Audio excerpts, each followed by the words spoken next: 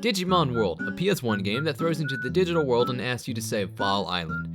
This is achieved by attracting as many Digimon as you can to the main town, which will supposedly get rid of the mass hysteria affecting the other Digimon. The first thing the game asks of you is your name. I, of course, named my character Nutfee. I also tried to name my Digimon Pikachu because I like to fuck with things, but it wouldn't fit. Thus, my Digimon throughout the game was named Pikachu. Anyway, as for how the game plays, you're supposed to venture to the wilds of File Island to get whatever Digimon you can to come back to File City. Convincing them to move to File City can consist of a few things, ranging from giving them a certain item to navigating a cannon maze. Most of the time, though, you just have to fight them, which I never really understood. Hey, do you want to be friends? Yeah, but first you gotta beat the shit out of me. I don't think I like where this relationship is headed. The biggest obstacle to all of this is that the world is full of digi-assholes that want to kill you because they've lost their minds. This means you need to train your Digimon to be big and strong so it can protect you. And this is done by using certain facilities and by battling to raise your Digimon's stats, as well as feeding your Digimon, making sure it sleeps, watching its weight, and a few other things. Then, if you've done well enough in this, your Digimon will evolve into a new and more powerful form. This is probably the coolest part of the game. Your Digimon starts off as a baby, and as you train it, it goes through a few different evolutions that change depending on how well you've trained your Digimon and by its stats. And oh man, do you feel excited when your Digimon starts to evolve. It takes a fair amount of time and effort, so you get pumped when it happens. This aspect of the game is also weirdly one of the worst parts of the game. Let me explain. You see, when you put in a good effort and you get a good Digimon for it, it feels great. It feels like you really earned it. But no one is perfect. Sometimes, even though you're giving it your best, things can go wrong. Keeping that in mind, I'd like you to meet Numamon. I hope you like him, because you'll be seeing this fucker a lot. You see, Numamon is the result of fucking up your Digimon too much when training. Too many mistakes, and you get a Numamon. He attacks by farting and throwing poo, and is an objectively bad Digimon. The thing is, he appears after 3 evolutions, meaning you've already sunk in a good amount of time into your Digimon in order to get him. It physically hurts to put so much effort into a Digimon just to have it turn out like this. And it's not like you don't try. A lot of things can go wrong. Your Digimon is a literal monster and he eats like one, so keeping him properly fed is pretty difficult. Not to mention, they shit like monsters too. Digimon are sophisticated creatures, however, and are much too high in mind to go on the ground. This means, if you don't find a toilet, they'll poo on the ground, and it counts as a care mistake. Digimon also have to sleep. Not that big a deal, but if you aren't careful, they'll crap as they sleep. This is a huge problem, as it happens a lot.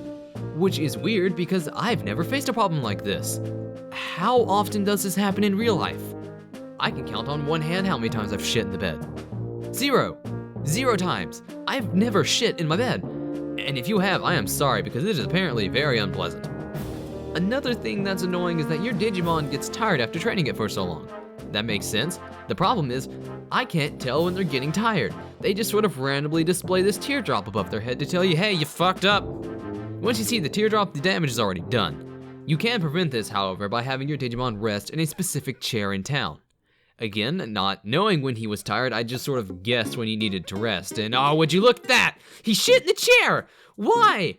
What is wrong with you?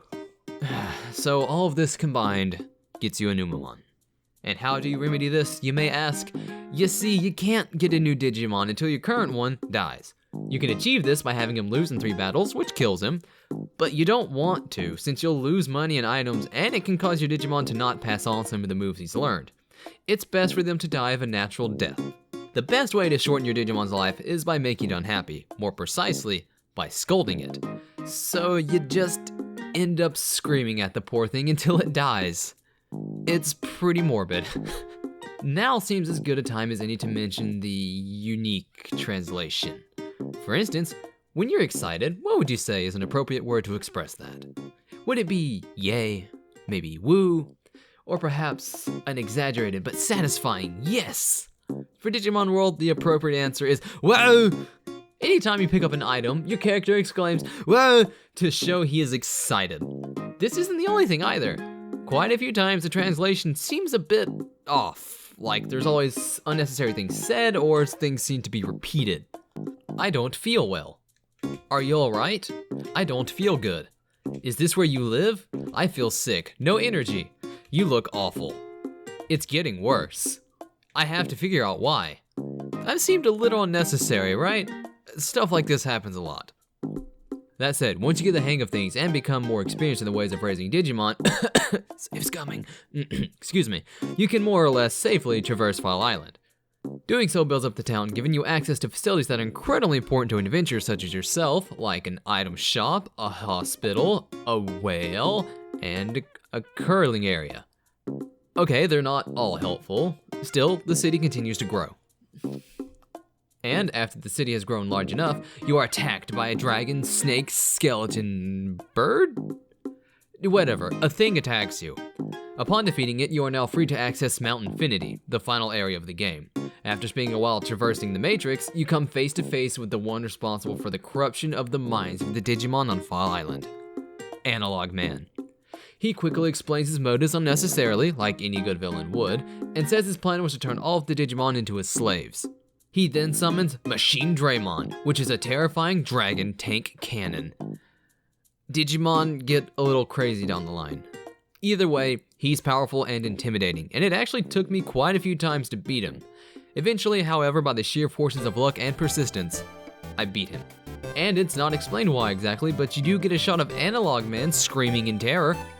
Then you have a brief reunion with the Digimon you've rescued and your own Digimon. You tell them that you've had fun, then you are returned back to the human world to continue your life as a normal boy. So, now that that's said, what do I think of the game? I liked it, but I honestly don't know if I would recommend it.